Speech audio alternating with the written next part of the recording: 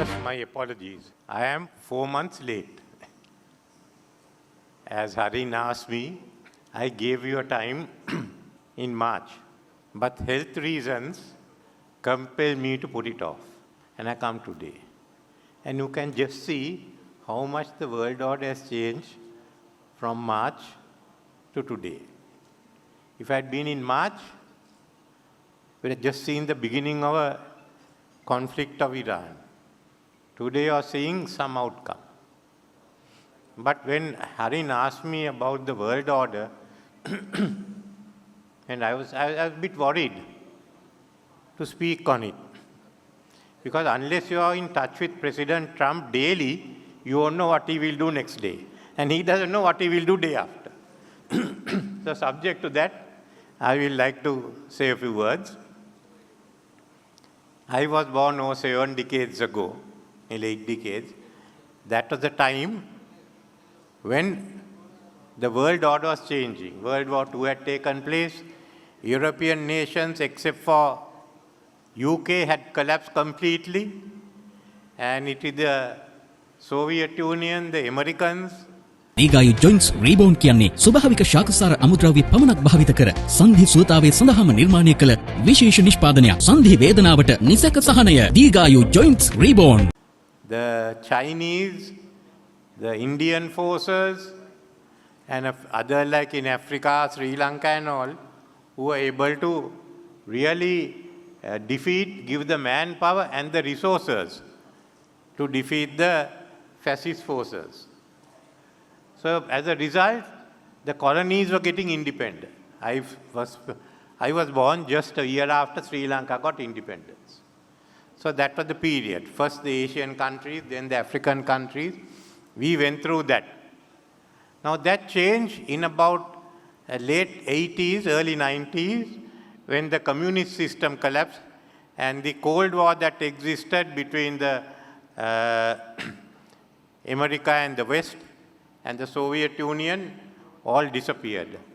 But now, you are at a stage when you are witnessing the next most important, the shift of economic power away from the West or from the West to the East.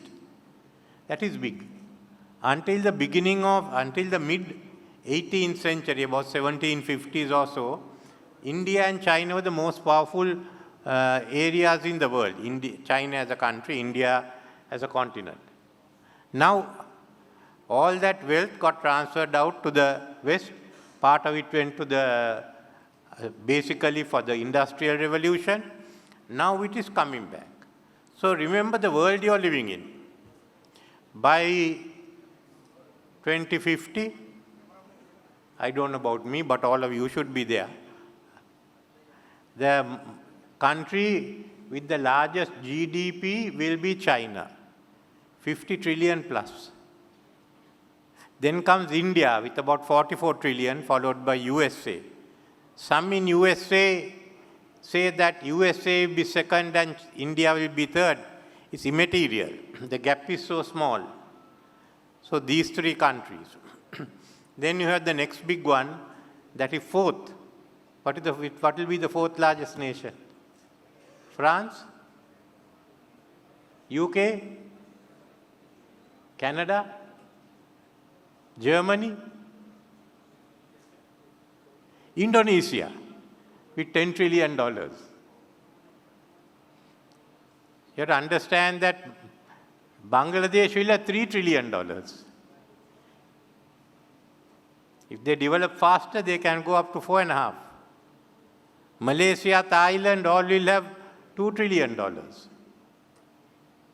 So that's how the world is. I'm not talking Japan will still be there, but the power will go into Asia, to this part of the world. So that is one that is shifting the world. Secondly, there's also the West Asia, where there's fight going on. Most of the countries are wealthy, they'll become wealthier. Towards the end of this century, it will be Africa. That's why China is putting in all its focus on Africa and helping to build them up, because that will be the next country, next continent that will develop fast. So in Asia, Africa. Now, I think most of the countries, Western countries and China are trying to have two railways across Africa. One starting from Kenya, goes through Uganda and on to Cameroon. The other one will cut through Angola in the Luanda railway and come out near Dar es Salaam. So you can see how the developments are going to take place. So this is one. Secondly, if you look at nuclear power, there's America. The second one is not one of those great economic players, but Russia. And they have enough, the economic strength is sufficient to carry those missiles through. Then China, that is coming up. So you get this double triangle. One is as economic power, China, India, US. As the nuclear powers, US, Russia, China. What they fear is that Russia and China together may have more missiles than US. Then how many others will be? Most of them have carried out their tests. India has. Many of the others have. So it's a changing world order, which is moving away from Europe. And I must say, in fairness to President Trump, he has recognized that. He has called China and they are the global superpowers. He's accepted that. He has not got himself involved in the Ukraine war. Nothing to do, and Russia is not going to invade the rest of Europe. They haven't the capacity to do it. He's also dealing with President Putin. Those are essentials. There is a lot of hurt about how is he dealing with Europe, maybe dealing roughly, but the fact is these countries count more. Then again, the adjustment of their relations with India. So there are a whole lot of, I would say, new ones taking the two triangles. How US gets its relations with China, with India, and with Russia. Then how China works out, and similarly how Russia works out. And one of the important things is how the India-China relationship works out.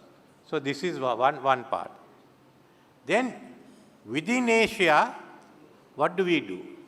There's also another issue, the status of Iran.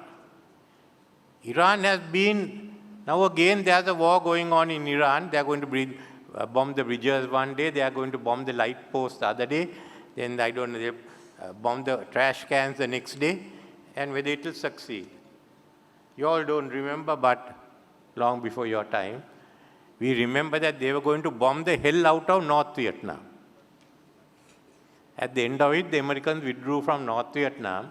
North Vietnam took over South Vietnam and made it the Democratic Republic of Vietnam. So if the bombing will work or not, I cannot say. But these are the experiences that we have.